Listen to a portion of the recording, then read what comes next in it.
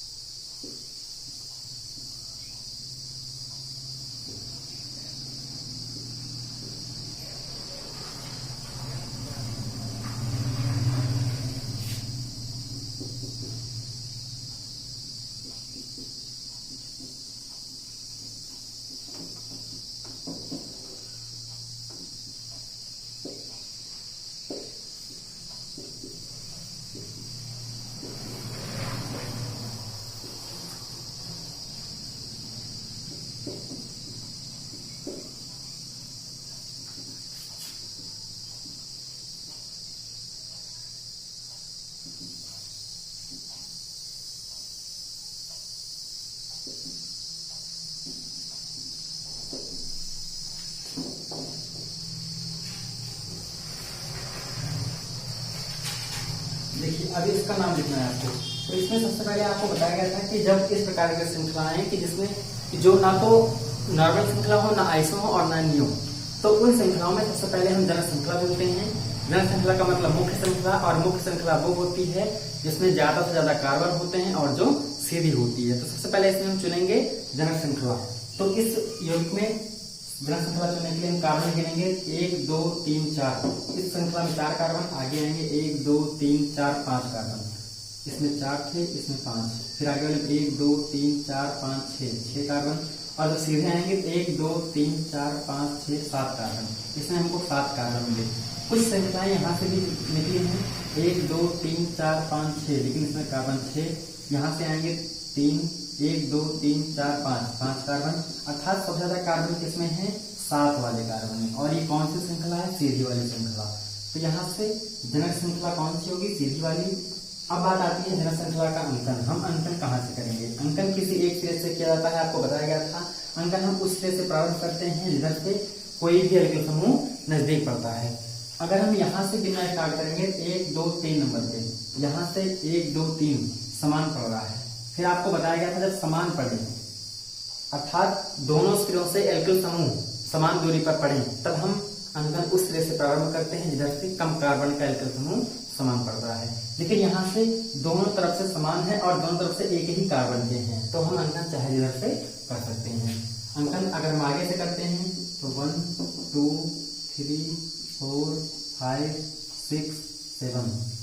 अब आपको बताया गया था जनक श्रृंखला का अंकन करने के बाद जनक श्रृंखला का नाम हम बाद में अनुलग्न के साथ लिखते हैं, और जो कार्बन अंक देने से बच जाते हैं उनका नाम हम पहले लेते हैं और एल्किल के रूप में।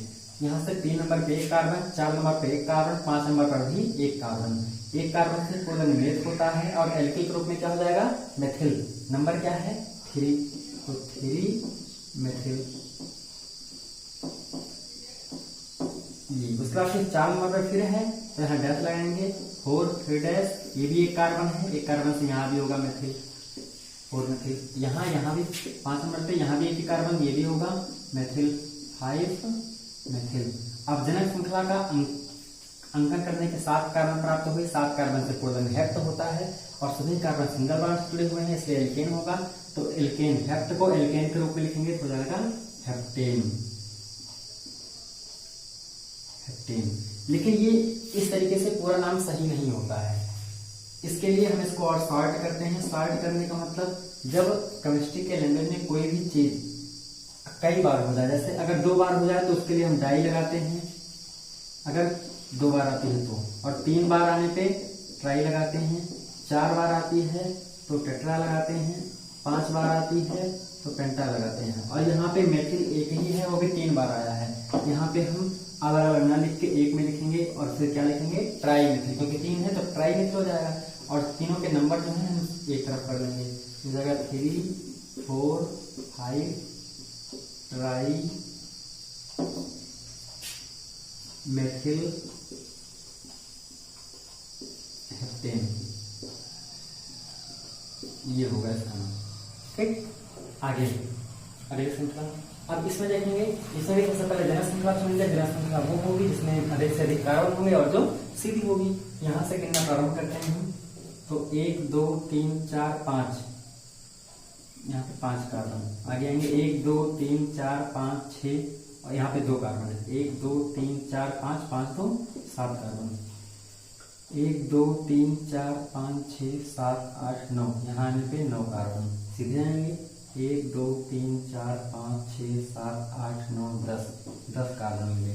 यहाँ से अगर शुरू करें तो 1 2 3 4 5 6 7 8 कार्बन मिलेंगे। और अगर इधर आ जाएंगे वो 9 कार्बन मिलेंगे। तो यहाँ से भी 9 मिला था तो ये से भी 9 ही होगी।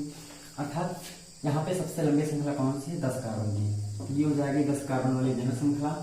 और अंकन करना होगा तो अंकन वहां से स्टार्ट करेंगे जहां से कोई भी एल्किल समूह नजदीक पड़ेगा। तो यहाँ से गिनना प्रारंभ करेंगे। 1 2 3 4 नंबर पे पड़ रहा है, इधर से गिनेंगे 1 2 3 4 5।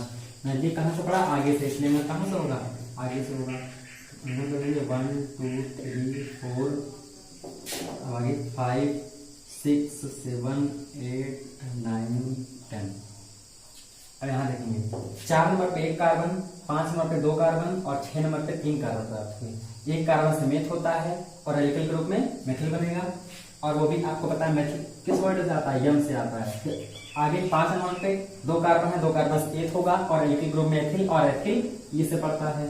फिर 6 कार्बन नंबर पे 3 कार्बन, 1 2 3 कार्बन से प्रोप होगा, एल्किल ग्रुप में प्रोपिल होगा और प्रोपिल पी से स्टार्ट होता है। आपको बताया गया था जब एक से अधिक नाम होते हैं तब उनको हम अल्फाबेट के अनुसार लिखते हैं। तो अल्फाबेट के अनुसार ई पहले आता है, यम उसके बाद आता है, पी उसके बाद। तो पहले एथिल का नाम, फिर मेथिल का नाम, उसके बाद प्रोपिल का नाम, वो भी नंबर सहित। मेथिल फिर उसके बाद, हाँ अब एथिल का नाम, एथिल के नाम पे है 5 नंबर पे तो 5 एथिल। फिर मेथिल 4 नंबर पे 4 मेथिल। उसके बाद अब प्रोपिल का नाम, प्रोपिल 6 नंबर पे है तो 6 प्रोपिल। जनक श्रृंखला में 10 कार्बन से पूर्व में आपको बताया था टेप होता है और एल्केन के रूप में लिखेंगे तो जाएगा डेकेन। ठीक, ये होगा इसका आगे नाम। अब आपको आगे एक एग्जांपल और बताएंगे जो कि इंपॉर्टेंट है। इसी टाइप के यौगिकों के नाम पूछे जाते हैं, ध्यान से आप पढ़ेंगे। उसके बाद खुद से सॉल्व करेंगे, जो नहीं आएगा हमको कमेंट में बताएंगे। अगर कोई क्वेश्चन नहीं आता है तो उसको भी आप कमेंट में ही बता देंगे, और नहीं तो आप नीचे दिए गए नंबरों पे कॉल कर सकते हैं।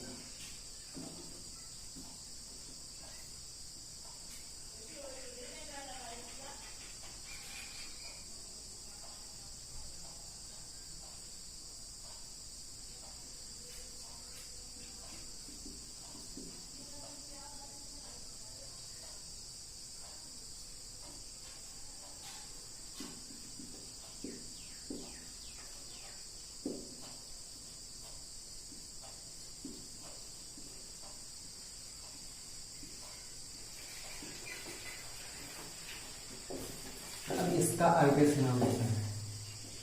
इसका आर्गस नाम लिखने के लिए फिर वही कंडीशन, आपको सबसे पहले जनक श्रृंखला चुननी होगी। जनक श्रृंखला जो सबसे लंबी होगी वो होगी जनक श्रृंखला। तो यहाँ से हम गिनेंगे जनक श्रृंखला की मतलब किस श्रृंखला में कार्बन ज्यादा है और कौन सी होगी जनक श्रृंखला। ठीक, यहाँ से स्टार्ट करेंगे 1 2 3 4 कार्बन, 1 2 4, इसको ऐसे लिख लेंगे 1 2 3 4 5 6 7 8, इधर आने पे 8 कार्बन। और अगर हम सीधे आते हैं 1 2 3 4 5 6 7 8 9 10 कार्बन। यहाँ से अगर स्टार्ट करेंगे तो 1 2 3 4 5 6 7 8 9 10 11 कार्बन। सबसे ज्यादा कार्बन कहाँ है? 11 कार्बन किस श्रृंखला में है? यहाँ से लेके इस श्रृंखला में। तो ये हो जाएगी आपकी जनक श्रृंखला। अंकन करना होगा, अंकन हम वहां से करेंगे जहां से कोई भी एल्किल समूह नजदीक पड़ेगा। अगर यहाँ से गिनेंगे तो 1 2 3 4 5 6 7 नंबर पे छूटेगा। यहाँ से गिनेंगे तो 1 2 3 4 5, तो अंकन कहाँ से होगा? नीचे से। नीचे से फिर अंकन करेंगे तो हो जाएगा 1 2 3 4 5 6 7 8 9 10 11। ठीक, अब आपको बताया गया जनक श्रृंखला का अंकन करने के बाद जिसको अंक नहीं मिलता है उसका नाम हम पहले लिखते हैं और एल्किल के रूप में लिखते हैं। लेकिन यहाँ पर ऐसा आपको नहीं दिख रहा होगा।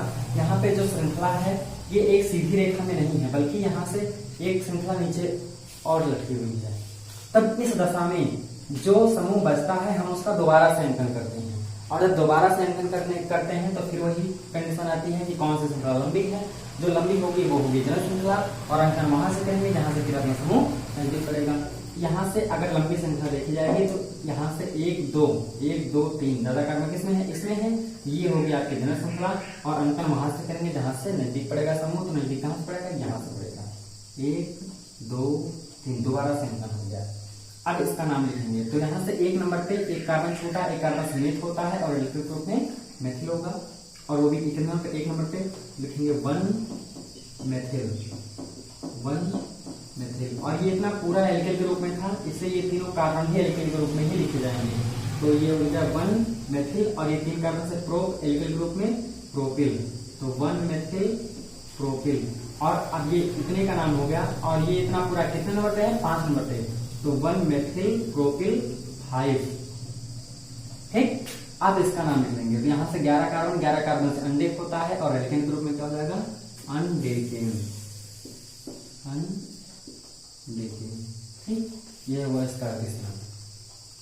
तो अब सारे एग्जांपल आप यहाँ से सॉल्व करेंगे। जो नहीं आएगा हमें कमेंट करके बताएंगे तो हम उसको आपको सॉल्व करके भेजेंगे। चलिए अब आते हैं असंतृप्त हाइड्रोकार्बनों के आईयूपीएसी नाम पे। अब आपको बताएंगे किस प्रकार से असंतृप्त हाइड्रोकार्बनों के आईयूपीएसी नाम लिखे जाते हैं।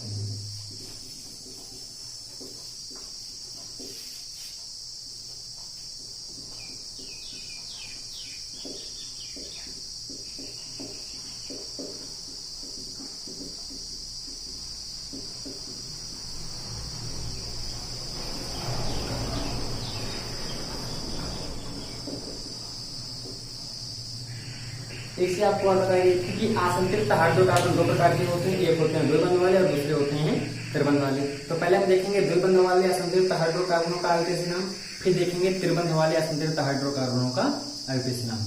तो पहले द्विबंध वाला देखते हैं।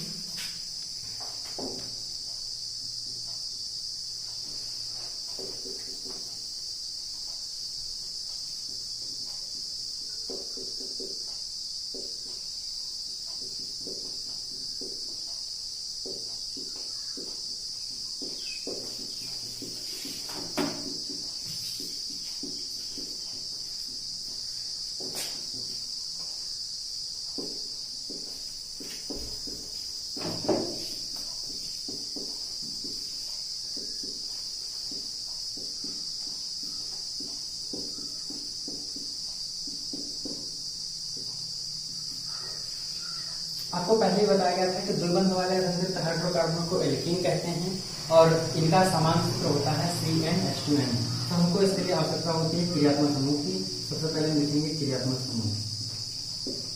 क्रियात्मक समूह द्विबंध वाला असंतृप्त हाइड्रोकार्बन, अर्थात इसमें जो क्रियात्मक समूह होता है वो द्विबंध होता है, तो इसमें क्रियात्मक समूह होता है इसका द्विबंध। और अगर प्रदर्शित करना हो 2 कार्बनों के बीच हम डबल बॉन्ड लगा सकते हैं। कार्बन के 4 बॉन्ड होते हैं, इसलिए 2 बॉन्ड खाली भी रहेंगे।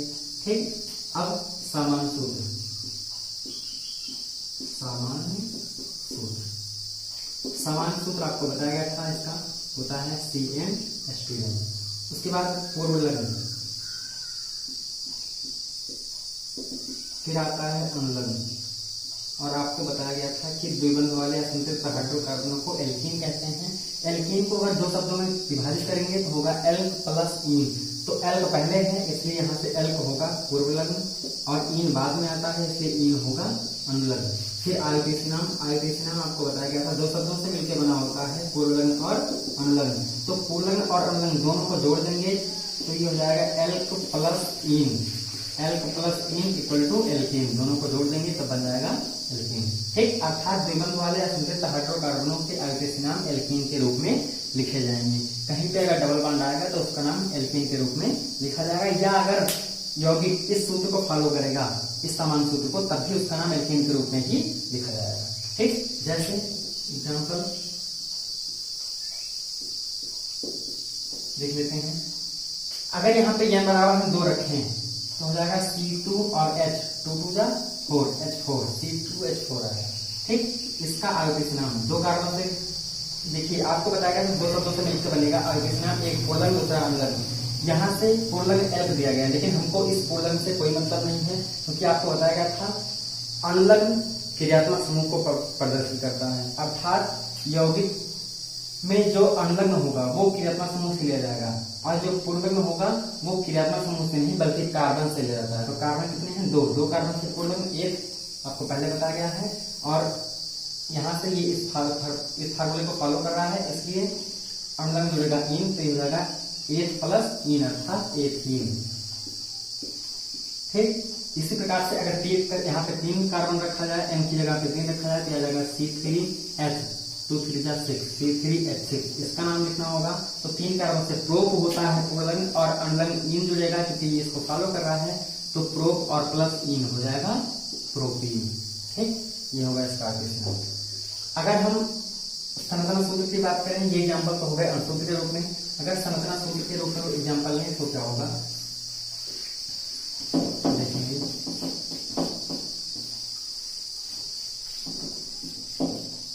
जैसे CH3 single bond CH, double bond CH2, इसका नाम लिखना हो CH3 single bond CH, single bond CH, double bond CH, single bond CH3 CH2।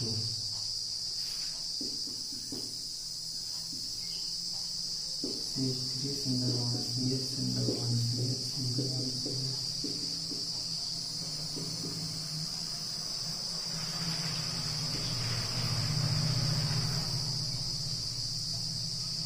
इसका नाम, अब इसका नाम लिखने के लिए सबसे पहले हमको अंकन करना पड़ता है, और अंकन हम किसका करते हैं? जन श्रृंखला का। तो इसमें भी हम जन श्रृंखला चुनेंगे। जन श्रृंखला मुख्य श्रृंखला होगी, और मुख्य श्रृंखला द्विबंध वाले संतृप्त हाइड्रोकार्बनों में वो होती है जिसमें द्विबंध उपस्थित हो, क्योंकि वो होता है क्रियात्मक समूह।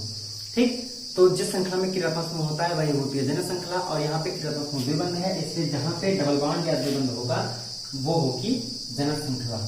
ठीक, और इस कंडीशन में सबसे पहले जब नाम लिखते हैं तो हम डबल बॉन्ड का स्थान भी लिखते हैं, क्योंकि अगर कोई ऐसी वस्तु हो जो हर जगह मिलती हो और आप किसी से उसका पता पूछे तो इंसान यही कहेगा चाहे जहां मिल जाएगी आपको, लेकिन अगर कहीं एक जगह पर मिलती है तो उसका एग्जैक्ट आपको स्थान बताया जाता है। तो सेम उसी प्रकार से डबल बॉन्ड हर जगह नहीं हो सकता। क्यों? क्योंकि कार्बन और हाइड्रोजन, हाइड्रोकार्बन में सिर्फ 2 परमाणु होते हैं, कार्बन के और हाइड्रोजन के। अगर कार्बन पे डबल बॉन्ड लगा दिया जाए तो हाइड्रोजन डबल बॉन्ड नहीं बनाता है, इसलिए हाइड्रोजन इसको संतुष्ट नहीं कर पाएगा, अर्थात कार्बन डबल बॉन्ड के लिए एक कार्बन और लगाना पड़ेगा। अब इस कार्बन से फिर डबल बॉन्ड हम नहीं लगा सकते, सिर्फ सिंगल बॉन्ड लगा सकते हैं, इसलिए सिंगल बॉन्ड जरूर आएगा, हर जगह डबल बॉन्ड नहीं आ सकता, इसलिए डबल बॉन्ड का स्थान लिखा जाता है। ठीक, और स्थान हम तभी लिख पाएंगे जब हम इसका अंकन करेंगे। तो यहाँ से, लेकिन अब सबसे पहले जन श्रृंखला चुनी होगी, तो इस श्रृंखला में जन श्रृंखला कौन होगी? जब श्रृंखला एक ही है तो यही होगी जन श्रृंखला। अब इसका अंकन करना होगा। अंकन उस तरह से प्रारंभ होता है जहां से क्रियात्मक समूह नजदीक पड़ता है। यहाँ पे क्रियात्मक समूह कौन है? Double bond. ये नजदीक कहां से पड़ेगा? ये देखेंगे, यहाँ से 1 2 नंबर पे, यहाँ से 1 नंबर पे, तो यहाँ से अंकन होगा 1 2 3 तीन कार्बन से प्रो होता है, लिख लेंगे। और अनदर में इन जुड़ेगा क्योंकि डबल बॉन्ड है, वो भी 1 नंबर पे है, तो प्रो 1 इन, इसी को हम लिख सकते हैं प्रोपीन, एक में करके 1। और 1 हर जगह लिखा नहीं जाता, इसलिए इसको हम प्रोपीन से लिख सकते हैं, क्योंकि 1 लिखे या ना लिखे कोई मतलब नहीं होता 1 का। ठीक, आगे नेक्स्ट इसमें भी जनक श्रृंखला चुनेंगे। जब एक ही श्रृंखला होती है तो जो श्रृंखला होती है वही जनक श्रृंखला होती है, क्योंकि घर में अगर एक ही सदस्य होता है तो सर्वे सर्वा वही माना जाता है, वही मुख्य होता है। तो यहाँ से अब फिर एक ही श्रृंखला, इसलिए यही जनक श्रृंखला होगी। अंकन वहां से होगा जहां से क्रियात्मक समूह नजदीक पड़ेगा। अगर यहाँ से करेंगे 1 2 3 नंबर पे, यहाँ से 1 2 2 नंबर पे, यहाँ से नजदीक पड़ेगा अंकन, यहाँ से होगा 1 2 3 4 5, 5 कार्बन से पूर्ण पेंट होता है, लिख लेंगे। अब डबल बॉन्ड 2 नंबर पे है तो पेंट 2 इन, या इसी को अगर एक में करके लिखना चाहें तो पेंट और इन दोनों हो जाएगा मिला के पेंटीन। 2 नंबर पे है इसलिए लिख देंगे 2, या इसी को आप लिख सकते हो 2 पेंटीन। अंक चाहे आप इस तरफ लिखिए, चाहे उस तरफ लिखिए, चाहे बीच में लिखिए, कहीं भी आप लिख सकते हैं। ठीक, अगले में यहाँ भी जनक श्रृंखला चुनना है। अब यहाँ पे श्रृंखला कई सारी है, एक यहाँ से यहाँ, दूसरी सीधी, तीसरी यहाँ से यहाँ। अब इसमें जनक श्रृंखला चुनने के लिए सबसे पहले आपको बताया गया था जनक श्रृंखला वही होगी जिसमें डबल बॉन्ड उपस्थित होगा और जो साथ साथ जो लंबी भी हो। तो जनक श्रृंखला में डबल बॉन्ड भी होना चाहिए और श्रृंखला लंबी भी होनी चाहिए। तो यहाँ से देखेंगे कौन सी श्रृंखला लंबी है। 1 2 3 4 5 6, आगे आएंगे 1 2 3 4 5 6 7, इसमें कार्बन ज्यादा है, 7 कार्बन है और ये जनक श्रृंखला नहीं हो सकती क्योंकि इसमें डबल बॉन्ड नहीं है। ठीक, तो इस दशा में ये होगी आपकी जनक श्रृंखला सीधी वाली। अंकन करना होगा तो अंकन वहां से करेंगे जहां से क्रियात्मक समूह नजदीक पड़ेगा। यहाँ से 1 2 3 नंबर पे, यहाँ से 1 2 3 4 नंबर पे, नजदीक कहाँ से पड़ रहा है, यहाँ से, अंकन यहाँ से हो जाएगा। फिर 1 2 3 4 5 6 7। अब जो छूट जाता है उसका नाम पहले लिखते हैं। तो 5 नंबर पे एक कार्बन छूटा है, कार्बन समेत होता है और इलेक्ट्रॉन ग्रुप में मिथिल हो जाएगा, इसलिए इसका नाम पहले लिखेंगे। ये होगा 5 मेथिल। और जनक श्रृंखला में 7 कार्बन से हेप्ट होता है और यहाँ पे फिर डबल बॉन्ड है, कितने नंबर पे, 3 नंबर पे, 3 यहाँ पड़ रहा है, तो हेप्ट 3 इन, या इसी को आप लिख सकते हो 5 मेथिल 3 ठीक, इस तरीके से द्विबंध वाले संतृप्त हाइड्रोकार्बनों के नाम लिखे जाएंगे। अब आगे आपको पढ़ाएंगे त्रिबंध वाले असंतृप्त हाइड्रोकार्बनों के आगे नाम। चलिए फिर देखते हैं त्रिबंध वाले असंतृप्त हाइड्रोकार्बनों के आगे नाम।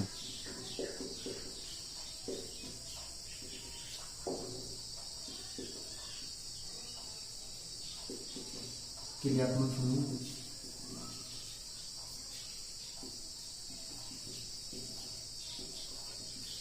त्रिबंध वाले असंतृप्त हाइड्रोकार्बन के उपयोग नाम। इसमें क्रियात्मक समूह ट्रिपल बॉन्ड होता है जिसको हम कहते हैं त्रिबंध। और अगर प्रदर्शित करना चाहें तो सी ट्रिपल बॉन्ड सी, और 4 बॉन्ड होते हैं, 1 बॉन्ड खाली करना पड़ेगा। ठीक, आगे समान सूत्र। समान सूत्र इसका आपको पहले बताया गया था। समान सूत्र होता है इसका CnH2n-2। आगे पूर्व लग्न, फिर अनुलग्न। आपको बताया गया था कि त्रिबंध वाले असंतृप्त हाइड्रोकार्बनों को एल्काइन कहा जाता है। जब एल्काइन को हम 2 भागों में बांटेंगे या तोड़ेंगे तो होगा एल्क प्लस आइन। तो एल्क पहले आता है इसलिए एल्क होगा यहाँ से पूर्वलग्न, और आइन बाद में आता है इसलिए आइन होगा अनुलग्न। ठीक, आयुर्वेसी नाम दोनों शब्दों से मिलकर बनता है, पूर्वलग्न और अनुलग्न। तो ये हो जाएगा एल्क प्लस आइन और दोनों को जोड़ देंगे तो हो जाएगा एल्काइन इक्वल टू एल्काइन।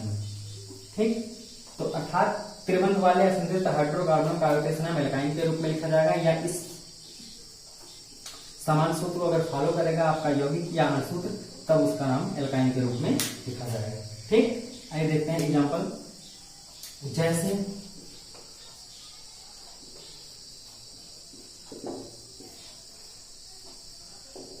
अगर यहां से हम 2 कार्बन, इस फार्मूले में 2 कार्बन रखें तो, क्योंकि सिंगल एक कार्बन से एल्काइन नहीं बनता है, क्योंकि आपको पता है अगर एक कार्बन लगा दें और यहाँ पे हम ट्रिपल बॉन्ड लगाएंगे तो आगे आना क्या है, हाइड्रोकार्बन का मतलब कार्बन और हाइड्रोजन ही आ सकते हैं। कार्बन दूसरा नहीं लेंगे क्योंकि हम एक कार्बन का बना रहे हैं, और जब हाइड्रोजन लेंगे तो हाइड्रोजन यहाँ पे इसको संतुष्ट नहीं करेगा कि हाइड्रोजन सिर्फ एक बॉन्ड बनाता है, इसलिए ट्रिपल बॉन्ड से नहीं जुड़ेगा। इसी वजह से एल्काइन एक कार्बन से नहीं बनता है। ठीक, कम से कम 2 कार्बन रखेंगे, 2 कार्बन रखेंगे तो जाएगा C2 और H, 2 2 जा 4, 2 माइनस होगा तो बचेगा 2। ठीक, ये अब यहाँ से नाम लिखना होगा। तो पूर्वलग्न और अनुलग्न 2 चीज चाहिए। पूर्वलग्न कार्बन से लेता है, कार्बन 2 है, 2 कार्बन से पूर्वलग्न 1 होता है। अनुलग्न क्रियात्मक समूह से, क्रियात्मक समूह ट्रिपल बॉन्ड है या इस फार्मूले को फॉलो कर रहा है, इसलिए आइन लगेगा। तो एथ प्लस आइन जोड़ देंगे तो हो जाएगा एथाइन। ठीक, इसका अर्थ नाम होगा एथाइन। और यहाँ पे अगर हम 3 कार्बन रखें तो हो जाएगा C3 और H, 2 3 जा 6, 6 में से 2 माइनस होगा, बचेगा 4। ठीक, अब इसका नाम लिखना होगा। इसका नाम लिखने के लिए 3 कार्बन होते हैं, 3 कार्बन है, 3 कार्बन से पूर्वलग्न प्रोप होता है और आयन जुड़ेगा तो हो जाएगा प्रोपाइन। ठीक, इस तरीके से आगे आप सॉल्व कर लेना। अब देखते हैं संरचना सूत्र। संरचना सूत्रों के आगे से नाम कैसे लिखते जाएंगे, जैसे CH3 single bond CH, single bond C, triple bond CH।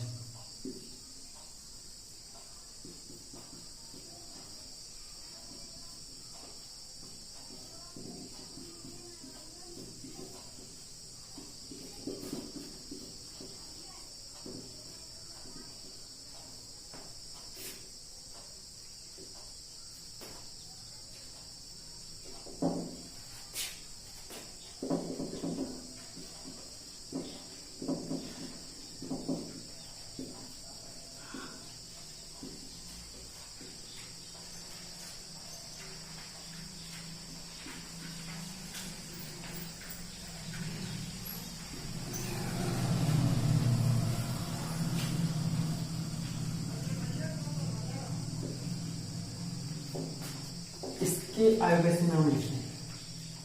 अब यहाँ पर भी सेम वही द्विबंध वाला कंडीशन, जो सारी शर्तें वही होती है इसमें जो द्विबंध वाली होती हैं। तो सबसे पहले जनक श्रृंखला चुनेंगे। जनक श्रृंखला वो होगी जिसमें क्रियात्मक समूह होगा, और यहाँ पे क्रियात्मक समूह है ट्रिपल बॉन्ड। तो जिस श्रृंखला में ट्रिपल बॉन्ड होगा और जो सबसे लंबी होगी वो होगी जनक श्रृंखला। तो यहाँ पे जनक श्रृंखला सीधी वाली होगी क्योंकि एक ही श्रृंखला है तो वही होगी जनक श्रृंखला। अंकन करना होगा तो अंकन वहां से करेंगे जहां से क्रियात्मक समूह नजदीक पड़ेगा, और इसमें क्रियात्मक समूह ट्रिपल बॉन्ड है जो कि पीछे से नजदीक पड़ेगा। यहाँ से 1 नंबर पे, यहाँ से करेंगे 1 2 3 नंबर पे, अंकन यहाँ से करेंगे 1 2 3 4। नाम लिखना होगा 4 कार्बन, कोई कार्बन बचा नहीं है जिसको अंकन नहीं मिला है, इसलिए एल्किल समूह यहाँ पे नहीं है। तो जनक श्रृंखला का ही नाम लिखना है 4 कार्बन। 4 कार्बन से ब्यूट होता है तो लिख लेंगे ब्यूट। और ट्रिपल बॉन्ड का अनुलग्न आयन होता है, अभी आपको पहले बताया गया। आयन 1 नंबर पे है तो लिखेंगे ब्यूट 1 आयन, और आपको पता है 1 नहीं लिखा जाता इसलिए इसको हम लिख सकते हैं ब्यूटाइन। कर लेंगे तो हो जाएगा ब्यूटाइन। ठीक, नेक्स्ट पहले जनक श्रृंखला चुनेंगे। जनक श्रृंखला जब एक ही है तो वही होगी जनक श्रृंखला। इसमें सिर्फ ये देखेंगे अंकन कहाँ से करना है। तो अंकन आपको पता है उस किनारे से करेंगे या उस सिरे से प्रारंभ करेंगे जहां से बॉन्ड नजदीक पड़ेंगे। तो ट्रिपल बॉन्ड यहाँ से अगर अंकन करेंगे तो 1 2 3 नंबर पर पड़ेगा, यहाँ से करेंगे तो 1 नंबर पर ही पड़ेगा। तो अंकन कहाँ से होगा, इस किनारे से। ठीक, तो 1 2 3 4 5 6 7। ठीक, अब कोई कार्बन छोटा नहीं है इसलिए सिर्फ जनक श्रृंखला का नाम लिखना है। 7 कार्बन है, 7 कार्बन से पूर्वलग्न होता है हेप्ट, ये हो जाएगा हेप्ट। उसके बाद अब ट्रिपल बॉन्ड का नाम, यहाँ पे 2 ट्रिपल बॉन्ड है, एक नंबर पे है, दूसरा 4 नंबर पे।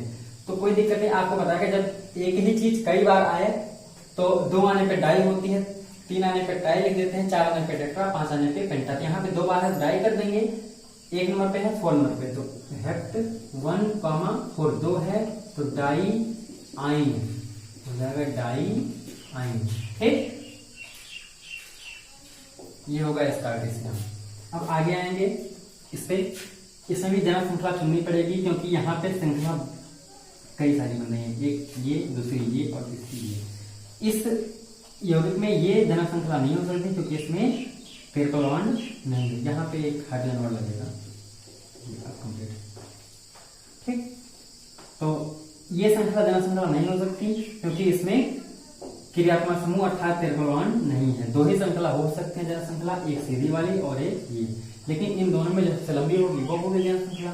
तो लंबी गिनेंगे कौन सी है, 1 2 3 4 5 6 कार्बन। दूसरी तरफ आएंगे 1 2 3 4 5 6 कार्बन, इसमें भी कार्बन समान है। तो आपको ये नियम भी बताया गया था कि जब दो या दो से अधिक श्रृंखलाओं में कार्बन की संख्या समान हो तब जनन श्रृंखला वो होती है जिसमें जो सीधी होती है। इस दोनों में सीधी कौन सी है, ये वाली। तो ये हो जाएगी जनन श्रृंखला। अंकन करना होगा तो अंकन वहां से करेंगे जहां से क्रियात्मक समूह नजदीक पड़ेगा। अगर यहाँ से करेंगे 1 2 3 नंबर पे, यहाँ से 1 2 3 नंबर पे समान पड़ रहा है। समान पड़ने पर फिर हम देखते हैं अगला क्रियात्मक समूह या एल्किल समूह कहां से नजदीक पड़ेगा। तो यहाँ से और कोई क्रियात्मक समूह नहीं है, लेकिन ये एल्किल समूह है। ये कहां से नजदीक पड़ेगा, पीछे से 1 2 2 नंबर पे। यहाँ से गिनेंगे तो 1 2 3 4 5 नंबर पे। अंकन कहां से होगा, यहाँ से होगा।